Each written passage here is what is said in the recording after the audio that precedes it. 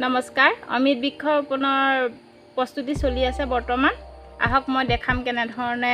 ৰুব লাগে এয়া অকমানকে গাঁত এটা খানি ল'ব লাগিব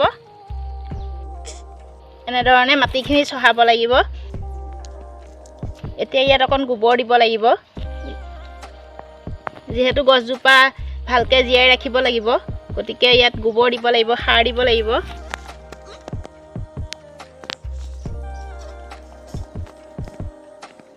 এনে ধৰণে চহাই ল'ব লাগিব এতিয়া এই প্লাষ্টিকডাল এৰুৱাই দিব লাগিব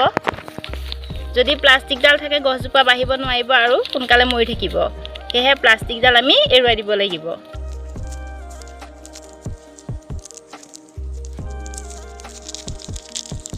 প্লাষ্টিকৰ ভিতৰত থকা মাটিখিনি চাব যাতে কিটকিটিয়া বা টান নহয় যদি কিটকিটিয়া বা টান হয় তেতিয়াহ'লে অকণমান ঢিলা কৰি ল'ব এনে ধৰণে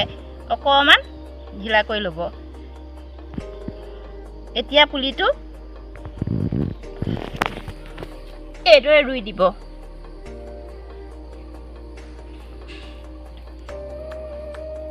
দ ঠাইত নুৰুব অলপ ভালকে যতন ধৰি ভাল ঠাইত ৰুই দিব কাৰণ এজোপা গছে ভৱিষ্যতে লাগিব যেতিয়া এতিয়া গছডাল লৰিব নোৱাৰাকে ইয়াত এডাল গছ পুতি দিব আৰু গছডাল পুতি দি পেলাই এইদৰে গছ বান্ধি দিব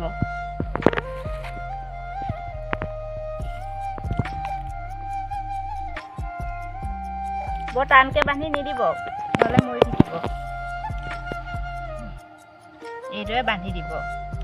ইয়াত মাজে মাজে পানী দিব গছজোপাত আপোনালোকে গম পাইছে অমিত বৃক্ষৰোপণত কেনেধৰণে আমি কৰিবলগীয়া হৈছে সেয়েহে সকলোকে মই জনাওঁ যে সকলোৱে কৰিব ধন্যবাদ